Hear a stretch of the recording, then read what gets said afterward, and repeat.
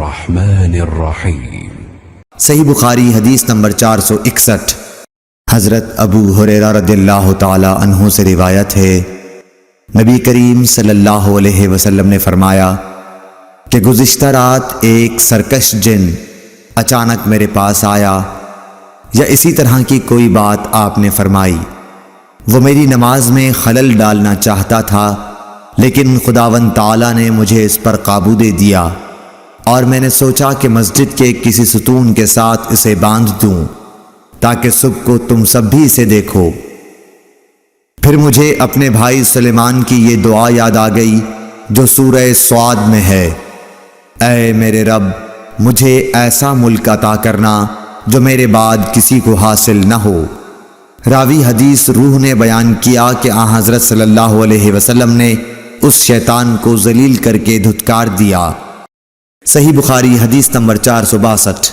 سعید بن ابی سعید مقبری نے حضرت ابو ہریرہ رضی اللہ تعالی عنہ سے سنا کہ رسول اللہ صلی اللہ علیہ وسلم نے کچھ سوار نجد کی طرف بھیجے جو تعداد میں 30 تھے۔ یہ لوگ بنو حنیفہ کے ایک شخص کو جس کا نام ثمامہ بن اسال تھا پکڑ کر لائے۔ انہوں نے اسے مسجد کے ایک ستون سے باندھ دیا۔ پھر رسول اللہ صلی اللہ علیہ وسلم تشریف لائے اور تیسرے روز ثمامہ کی نیک طبیعت دیکھ کر آپ نے فرمایا کہ ثمامہ کو چھوڑ دو۔ رہائی کے بعد وہ مسجد نبوی سے قریب ایک کھجور کے باغ تک گئے اور وہاں غسل کیا۔ پھر مسجد میں داخل ہوئے اور کہا، اشہد ان لا الہ الا اللہ وان محمد الرسول اللہ، میں گواہی دیتا ہوں کہ اللہ کے سوا کوئی معبود نہیں، اور یہ کہ محمد صلی اللہ علیہ وسلم اللہ کے سچے رسول ہیں۔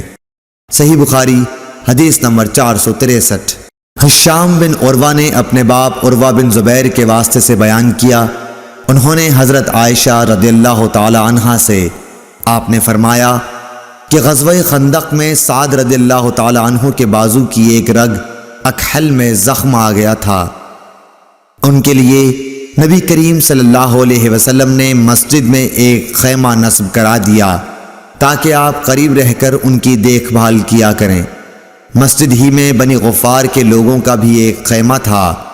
سعد کے زخم کا خون جو رگ سے بکثرت نکل رہا تھا بہہ کر جب ان کے خیمے تک پہنچا تو وہ ڈر گئے۔ انہوں نے کہا کہ اے خیمے والو، تمہاری طرف سے یہ کیسا خون ہمارے خیمے تک آ رہا ہے؟ پھر انہیں معلوم ہوا کہ یہ خون سعد کے زخم سے بہہ رہا ہے۔ حضرت سعد رضی اللہ تعالی عنہ کا اسی زخم کی وجہ سے انتقال ہو گیا۔ صحیح بخاری حدیث نمبر 464۔ عروہ بن زبیر نے زینب بنت ابی سلمہ سے، انہوں نے ام المومنین ام سلمہ سے روایت کیا ہے، وہ کہتی ہیں کہ میں نے رسول کریم صلی اللہ علیہ وسلم سے حجۃ الوداع میں اپنی بیماری کا شکوہ کیا۔ میں نے کہا کہ میں پیدل طواف نہیں کر سکتی، تو آپ نے فرمایا کہ لوگوں کے پیچھے رہ اور سوار ہو کر طواف کر۔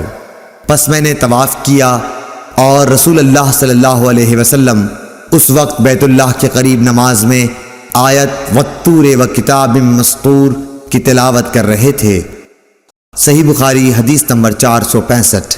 انس رضی اللہ تعالی عنہ روایت کرتے ہیں کہ دو شخص نبی کریم صلی اللہ علیہ وسلم کے پاس سے نکلے، ایک عباد بن بشر اور دوسرے صاحب میرے خیال کے مطابق اسید بن حزیر تھے۔ رات تاریک تھی اور دونوں اصحاب کے پاس روشن چراغ کی طرح کوئی چیز تھی جس سے ان کے آگے آگے روشنی پھیل رہی تھی۔ پس جب وہ دونوں اصحاب ایک دوسرے سے جدا ہوئے تو ہر ایک کے ساتھ ایک ایک چراغ رہ گیا جو گھر تک ساتھ رہا۔